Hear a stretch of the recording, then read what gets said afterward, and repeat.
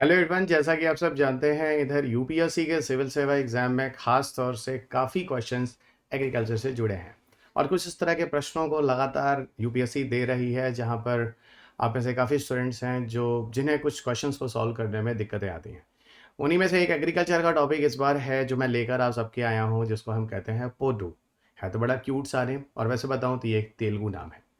तेलुगु नाम है पोडू, और तेलुगु में वहाँ के जो आदिवासी लोग हैं जो एरियाज़ में रहते हैं जनरली इस तरह के शिफ्टिंग एग्रीकल्चर की प्रक्रिया करते रहते हैं। तो इस तरह के क्वेश्चन आपके पेपर में पूछे जा सकते हैं कि पोडू जो है वो किस चीज़ों से जुड़ा हुआ है ना। इस तरह की चीज़ों के लिए आप लगातार मुझसे जुड़े रहें। मैं डॉक्टर रवि अग्रवाल आप सबका अनअकैडमी के ऑनलाइन प्लेटफॉर्म में हार्दिक स्वागत करता हूँ। मैं आपको पिछले 20 सालों से लगातार सिविल सेवा की परीक्षा की तैयारी आपको करा रहा हूँ। मेरी 2 किताबें आती हैं मैकग्रा-हिल में पब्लिश होती हैं, साइंस टेक एनवायरनमेंट जो आपको पढ़ना आवश्यक है। मेरी एक संस्था है पूर्वांचल एस के नाम से, जहाँ का मैं डायरेक्टर भी हूँ।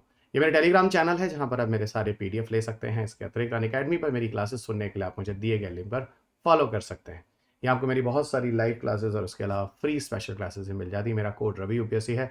जब भी आप किसी कोर्स को ज्वाइन करते हैं रवि यूपीएससी कोड को जरूर यूज़ करें। आपको अतिरिक्त फीस पे डिस्काउंट दे दिया था। इंडिया के बेस्ट एजुकेटर यूपीएससी सीएससी की क्लास लेते हुए आपको अनअकैडमी के प्लेटफॉर्म पर मिल जाएंगे।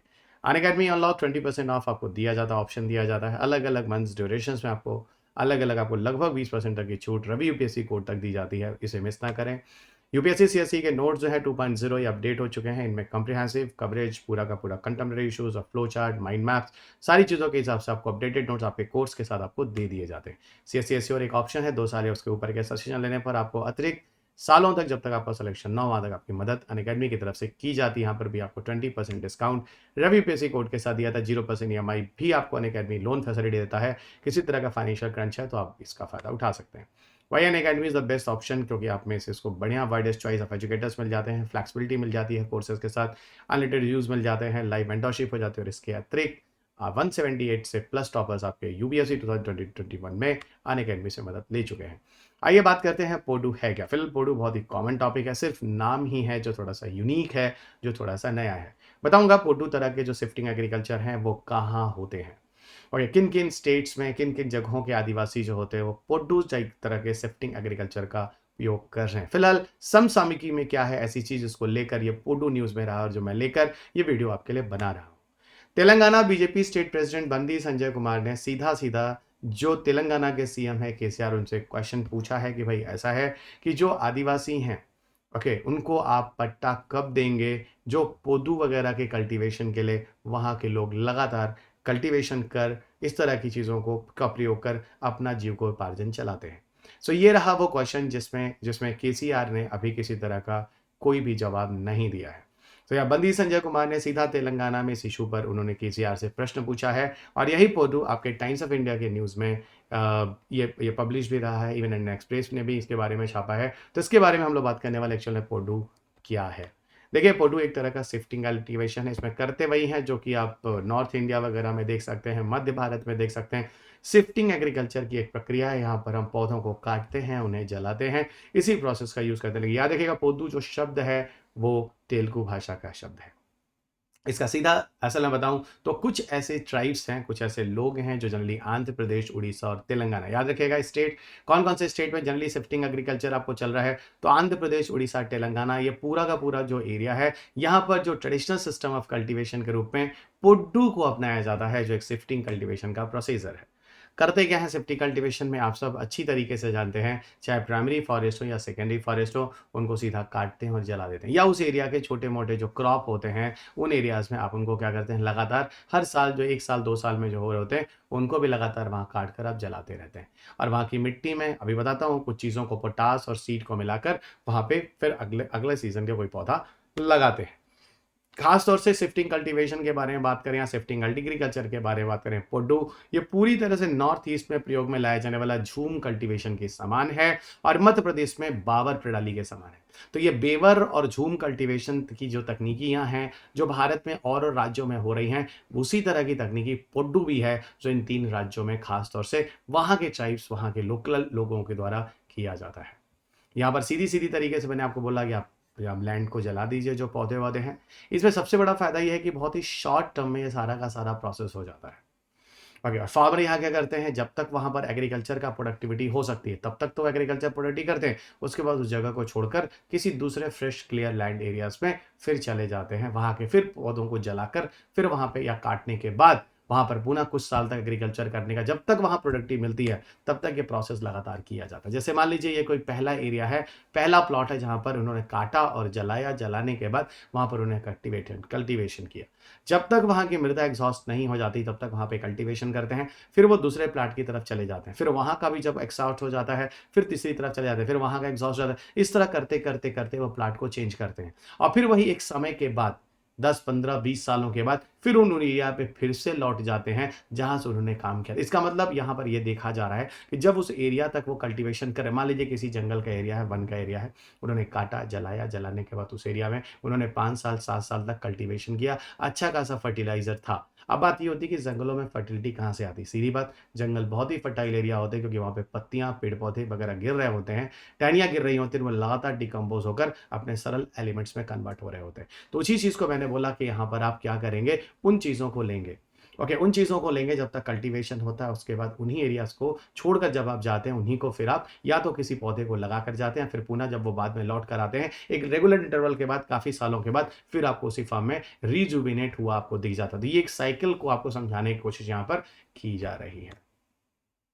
सिफ्टी कल्टीवेशन सिस्टम में एग्रीकल्चर एक्टिविटीज वगैरह यहाँ पर जो की जा रही है, इसमें हम लगातार सॉइल की जो गुणवत्ता है उसको डिप्लीट करने की कोशिश कर रहे हैं। और क्या, पहली बार प्रोडक्टिविटी ज़्यादा है, दूसरी बार प्रोडक्टिविटी कम है, तीसरी बार, और इस तरह से हम लगातार वहाँ की सॉइल की स्तर को भी वहाँ पर खराब कर रहे हैं। और दूसरी चीज़ ये होती है वहाँ के जो नेचुरल वेजिटेशंस होते हैं, ओके, वहाँ पर जो नेचुरल वेजिटेशन है जनरली उन्हीं चीज़ों को वहाँ पर अलाउ किया जाना चाहिए। ठीक है, अब जैसे आपने ट्री है, बुशेस है, फॉरेस्ट है, सबको आपने स्लैश कर दिया, काट दिया, उनको जला दिया, पूरी की पूरी जो चीज़ें। और यहाँ पर करते क्या, जो एशेस वगैरह बचते हैं ना जलने के बाद, उससे मैंने अभी क्या बोला था, पोटाश वगैरह को मिट्टी में मिला दीजिए और फिर वहाँ पर फिर आप किसी सीड्स को लगा दीजिए आफ्टर द रेन। वहाँ पर रेन होने के बाद उस मिट्टी में किसी सीड्स वगैरह को लगा दीजिए, पौधे का कल्टिवेशन अच्छी तरह हो जाता है। ओके, अब बात ये होती है इससे एडवांटेजेस क्या है। देखिए, झूम कल्टीवेशन का एडवांटेजेस साफ साफ है। अगर कोई बुश या झाड़ी है या वीड्स, अनवांटेड प्लांट्स है, तो जला देना क्या होता है, एक सबसे सिंपल तरीका होता है इनको हटाने का।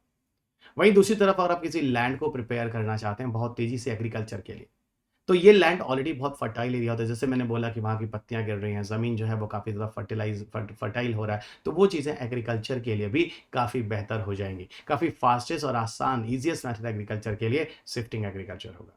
इसके अलावा वहाँ के कल्टिवेशंस के लिए देखिए तो उनको जो जो न्यूट्रिएंट्स वगैरह की आवश्यकता होती है, ठीक है, वो आसानी से यहाँ मिल जाता है, वो भी नेचुरल न्यूट्रिएंट्स। यहाँ पर आपको कुछ एक्स्ट्रा डालने की आवश्यकता नहीं, जो मैं आपको बार बार रिपीट कर रहा हूँ वही चीज़ यहाँ पर लिखी गई है। दूसरी तरफ अगर डिसएडवांटेज के केस में जाते हैं तो डिसएडवांटेजेस तो दोस्त बहुत ज़्यादा है। एक तो यहाँ पर जब आप जंगल वंगल में आग लगाते हैं तो एक अनकंट्रोल प्रोसेस होता है, तेजी से पूरे के पूरे जंगल के एरिया को ये कैप्चर करता है।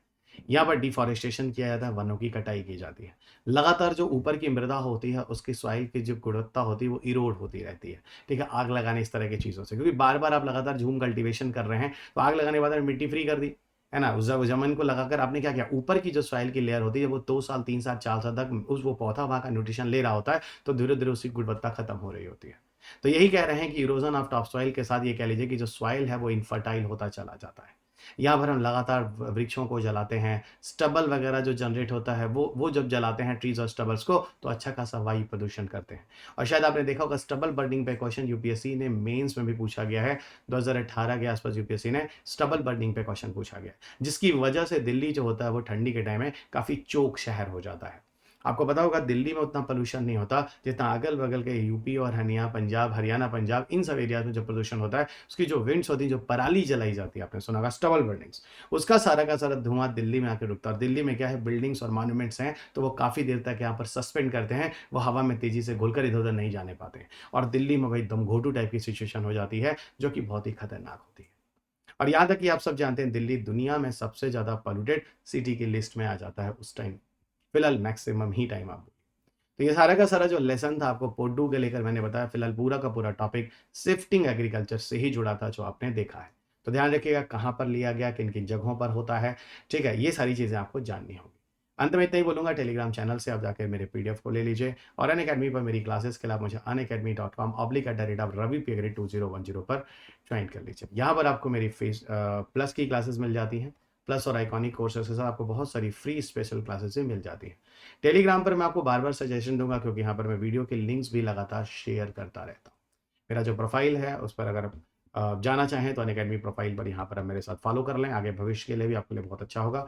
रवि यूपीएससी मेरा कोड है, जब भी आप किसी कोर्स को जॉइन करते हैं, रवि यूपीएससी कोड को यूज़ करने पर आपको अतिरिक्त फ़ीस में 10% या उसके ऊपर तक छूट दे दी जाती है। लीजेंड विज़डम सीरीज़ एंड एलबीएसएनए के लिए आप सबके लिए एक बढ़िया एक ऑप्शन है। 20 जुलाई ऑनवर्ड्स हमने एक प्रारंभ किया है, जहाँ पर डिफरेंट कंसेप्ट्स को लेकर आपके साथ डिस्कशन किया जाएगा, जो काफ़ी हद तक आपके मेंस के आंसर राइटिंग और इंटरव्यू प्रोग्राम्स में आपको काफ़ी हेल्प करने वाला है।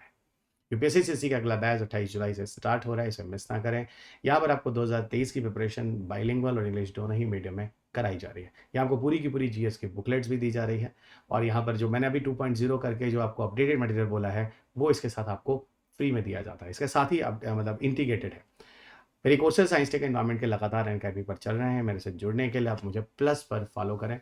मेरा कोड रवि यूपीएससी है। बाकी याद रखिएगा, साइंस एंड टेक एनवायरमेंट का महत्व आपके पेपर में बहुत ज़्यादा है। इस पेपर में किस हिसाब से बेसिक और स्टैटिक को लेते हुए कह लीजिए अप्लाइड एरियाज को करंट के साथ जोड़ता है, ये पूरा का पूरा बड़ा ही स्मार्ट तरीका होता है, जिसके लिए आप स्मार्ट तरीके के लिए मुझसे जुड़कर 30+ क्वेश्चन इसी विषयों से आते हैं। आसानी से आप 20 और 20+ क्वेश्चन कर सकते हैं। मुझे अनअकैडमी पर लगातार आप यहाँ फॉलो करते रहें इन प्लस कोर्सेज पर रवि यूपीएससी कोड को यूज़ करके। ये मेरा कॉन्टैक्ट है, अगर आप मुझसे जुड़ना चाहते हैं, किसी तरह की कोई क्वेरीज लेना चाहते हैं रिगार्डिंग कोर्सेज और एनी डाउट, आप मुझे इस नंबर पे कांटेक्ट कर सकते हैं 7825860259। I am ready always for your help guys. और ये है, लास्ट में आपको बोल दूँ, इस चैनल को सब्सक्राइब करना मत भूलेगा, बेल को बजाना मत भूलेगा। इस पीडीएफ को आप जाकर सीधा टेलीग्राम ग्रुप से ले लें, और टेलीग्राम इस वीडियो को लाइक और शेयर करना मत भूलें। ओके, बेल आइकॉन इसलिए मैं बोलता हूँ क्योंकि आपके नए नोटिफिकेशन और अपडेट्स के लिए आप मेरे साथ हमेशा जुड़ सकते हैं। तो दोस्त, अगले लेसन में आपके साथ फिर मुलाकात होगी। तब तक अपना ख्याल रखें, स्वस्थ रहें, खुश रहें, मस्त रहें, मुस्कुराते रहें। जय हिंद।